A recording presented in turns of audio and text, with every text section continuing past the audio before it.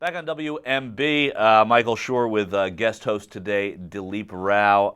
Dileep, an interesting side to Guantanamo, the prison that the president said he was going to close over and over again when he ran for the presidency, and as last I checked, it's still open, is the case of Abu Sufyan bin Kumu.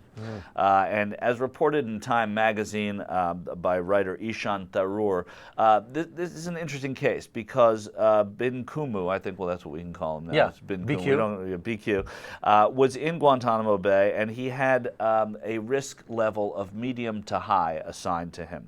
In 2005, the task force overseeing Guantanamo Bay concluded that bin Kumu, who was transferred to Gaddafi's notorious Bussolene prison in 2007, is a medium to high risk threat, likely to pose a threat to the United States, its interests, and allies.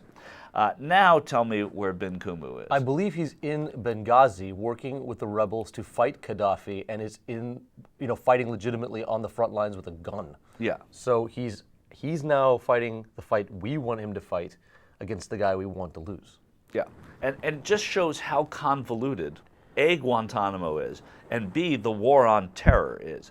Because when you have a nebulous enemy, these kind of things happen. This is somebody who is a medium to high risk. We could not let him out of his cell in Guantanamo. Now he's living free, basically. And I think he calls the bombing of the regime by NATO as a blessing from God or something. Yes. He's now aligned himself with our actions. A gift from God. He says he hailed the United States as a protector of the weak and pronounced the U.S.-led bombardment in Libya as a gift from God. This entire thing highlights the fact that the designations of who is a dangerous terrorist, not a dangerous terrorist, they did some sort of cross-examination of all the people who were, various threat levels they were assigned and what they actually ended up doing later on in the world after being released or kept in prison. Zero correspondence between their rating as a terrorist and what they ended up doing. Many people who were mild terrorists or did not pose a threat, released, ended up being picked up on the battlefield in Afghanistan again. Yeah. And many people who were high-end threats ended up going back to their villages and doing nothing. It just shows that the ideology and being certain, even when you're wrong, just giving someone a label, is more important than simply saying, we don't actually know what kind of threat this person poses. We actually don't know why this person's here. This other guy said something about this person, so we still hold him.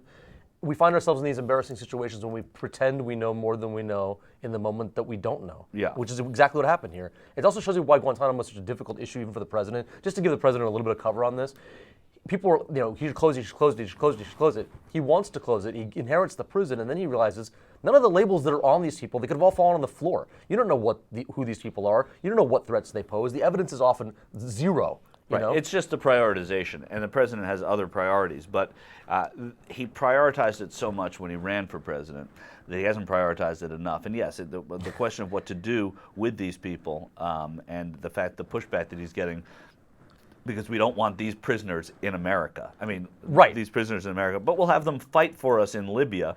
We'll have them give cover to us in Libya. No sense it makes no sense. It is a hypocritical thing that's going on. And to say, listen, I mean, we can put Ted Kaczynski and we can put, Tim McVeigh and we can put Terry Nichols in a prison, a high maximum supermax in Colorado. And people who kill Americans, by the way. Nobody goes near them.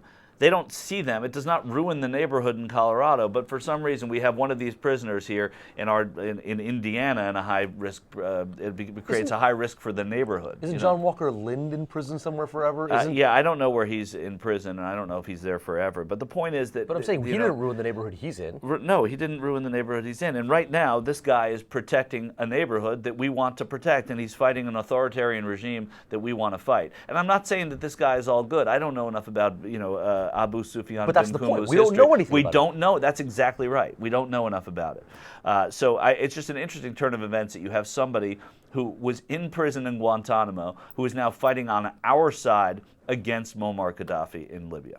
So it's confusing, and it's not an easy thing to get out of, but it's also disturbing to know that we demonize these people just before we know and suddenly they're our best friend. A thing about them, and then they become our best friend.